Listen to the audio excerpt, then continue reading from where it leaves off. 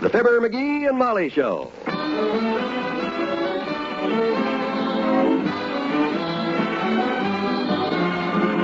NBC and Papermate Pens present Fibber, McGee, and Molly transcribed. The show is written by Phil Leslie and Ralph Goodman and directed by Max Hutto.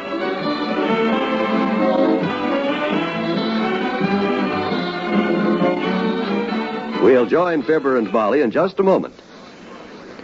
Most of us have been called away from home and loved ones at one time or another. And we know from the experience that there's nothing quite as important during those days of separation as mail. A good old letter from home. Any man or woman in the armed forces will tell you the only call that takes precedence over mess is mail call. And when a letter is more important to a hungry GI than food, you know it means something. The truce in Korea doesn't mean we should stop writing letters to our men and women in service, whether in U.S. camps or overseas.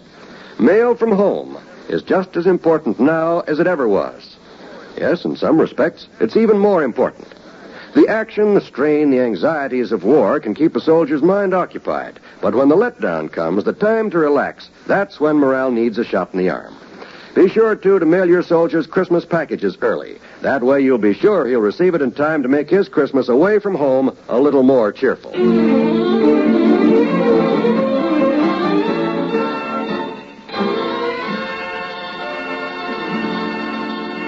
Well, November 30th, 1953 has finally arrived. And Mr. McGee of 79 Wistful Vista is wild with joy. This is the moment he's been waiting for 7 long years.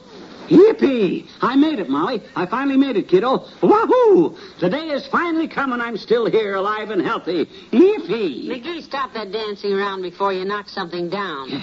Me, for instance. What's all the excitement about? What's it about? You mean to tell me you don't know what day this is? Well, aside from Monday, November 30th, I haven't to fainted. Kiddo, this is my day of liberation. Today I'm free. From what? From bad luck. Don't you remember what happened on that fatal day of November 30th, 1946? That's the day I busted the mirror. Boy, oh boy, my 7 years bad luck are over. This calls for a drink. We got any root beer? I says, we got any root beer? Molly, what are you looking at me like that for? I never drink a whole bottle. I wasn't worried about that, dearie. I was going to ask you to do something for me, but now Don't you worry, I'll do it. Ask me. Just ask me anything.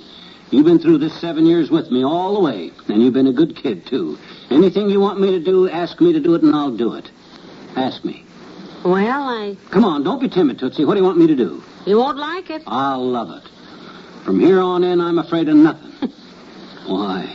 A guy that he's just been through 7 years bad luck where every minute anything could happen to the guy if he wasn't careful, which I was all the time, and come out of it with nothing worse than a few busted bones now and then and a couple of cases of pneumonia by watching himself every minute like I done. What can I lose now? What do you want me to do? Take the hall mirror downtown and have it resilvered.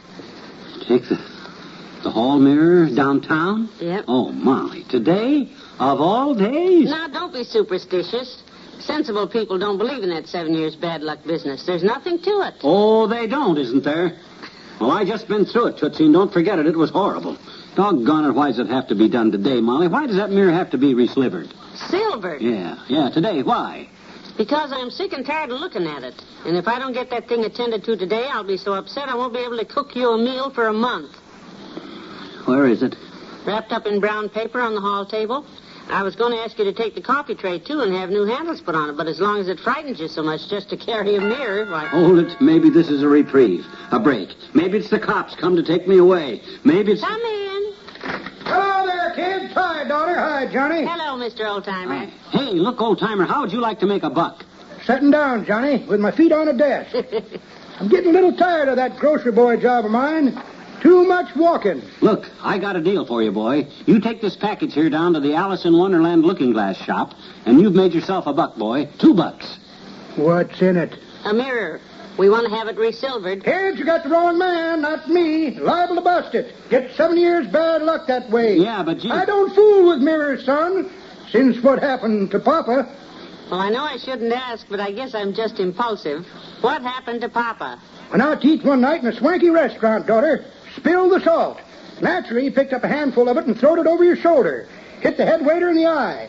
Head waiter throwed Papa over his shoulder into a plate glass mirror and busted it into a jillion pieces. And the next day, kids, down in Manila Harbor, they blowed up the battleship Maine. Oh, what's the connection between that and the busted mirror? I don't know, Johnny, but it sure makes you think, don't it? Good luck with the mirror, son. If I don't ever see you again, it's been nice. So long.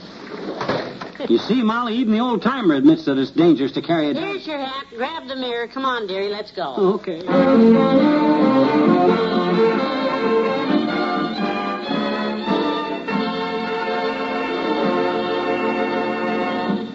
Paper-mate pens are leak-proof. Give a paper-mate pen.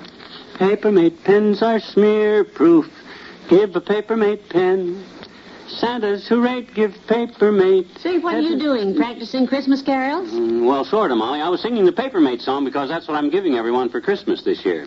Paper-mate songs? No, paper-mate pens. Sometimes, Molly, I was just teasing, dearie. Oh, gee whiz. Paper-mate pens make a fine gift for everyone. That's when you give a paper-mate, you're giving the pen that bankers and school principals approve.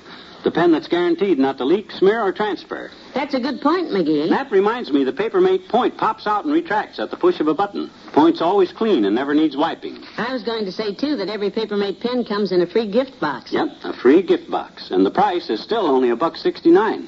So, folks, give a gift you know is right. This year, give a paper-mate pen. You can buy them everywhere in 7 different color stylings.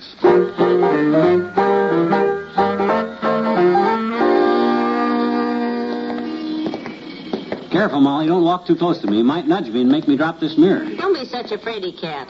I never realized what a superstitious man you were, McGee. I'm not superstitious. I'm just careful.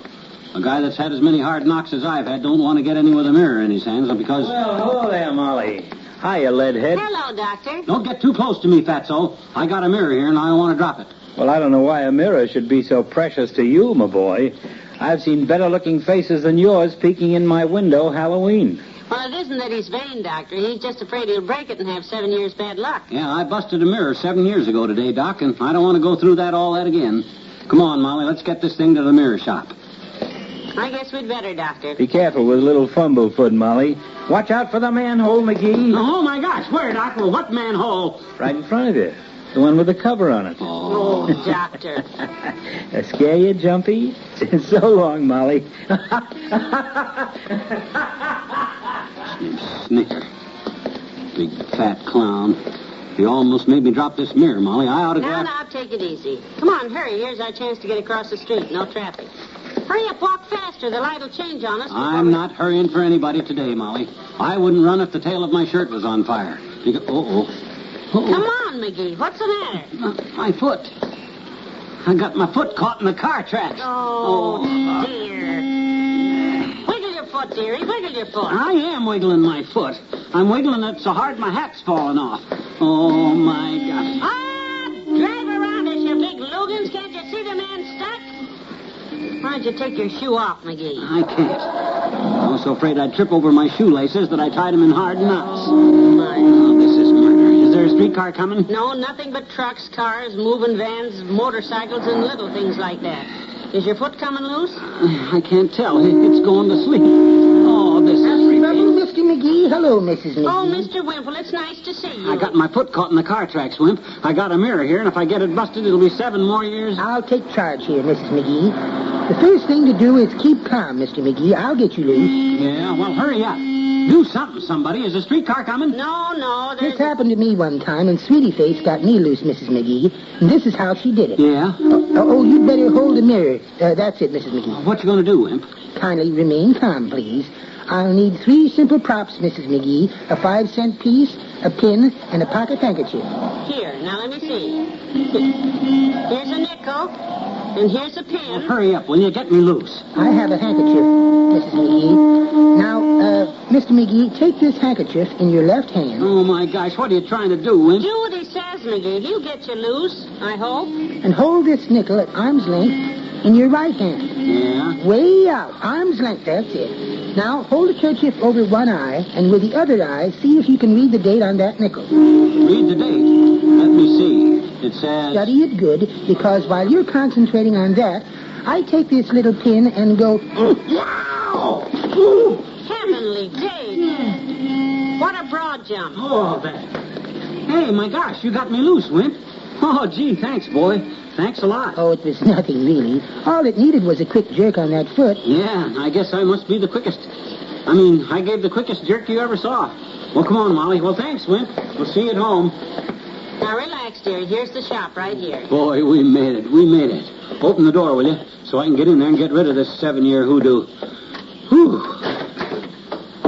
My goodness, look at the mirrors.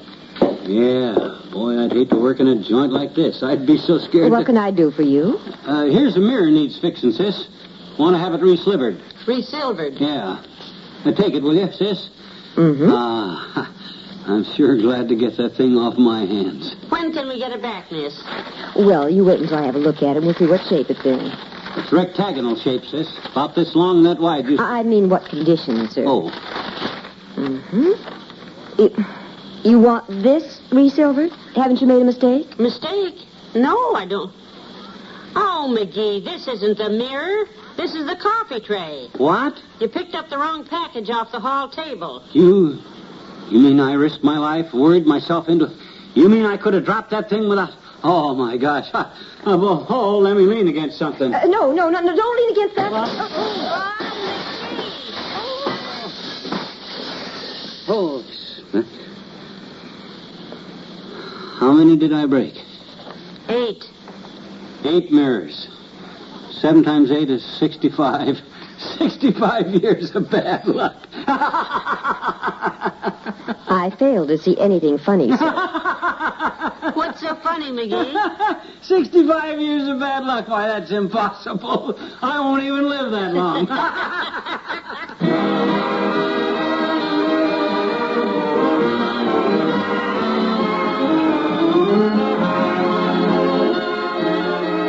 Fibber and Molly will be right back. Your radio dial is the key to a veritable mecca of entertainment when you set it here to your NBC station. Tuesday night, for example, you'll hear the tops in mystery and excitement as NBC presents 3 top-flight adventure shows. There's Dragnet, the true stories of your police force in action. Rocky Fortune, starring Frank Sinatra. And Barry Craig, confidential investigator with William Gargan in the title role. You'll hear the best in true-life police stories when you tune to Dragnet, starring Jack Webb in the role of Sergeant Joe Friday. Dragnet takes you step by step on the side of the law in the reenactment of an actual police case. From crime to punishment, Dragnet is true. From beginning to end, Dragnet is exciting listening. Hear it Tuesday nights on most NBC stations.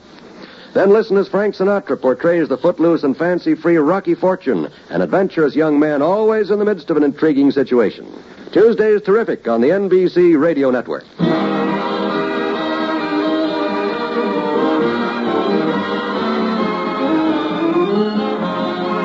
Oh, I tell you, McGee, when I saw those mirrors fall and thought of you having to pay for all that damage, I just about fainted. Yeah, me too. Lucky thing they had insurance to cover it. Certainly is. Yeah. As the fireman said when he looked at the little bitty iron ladder, sure a mighty narrow escape. My gosh, Molly, don't you get it? Fire escape, narrow escape. It ain't funny, McGee. That's what the woman in the shop said. Good night. Good night, all.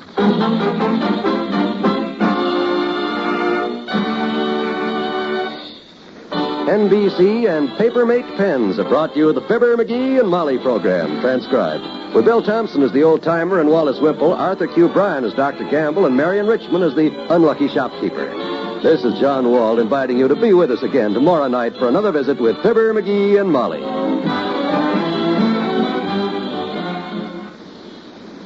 Tonight it's music on the NBC Radio Network.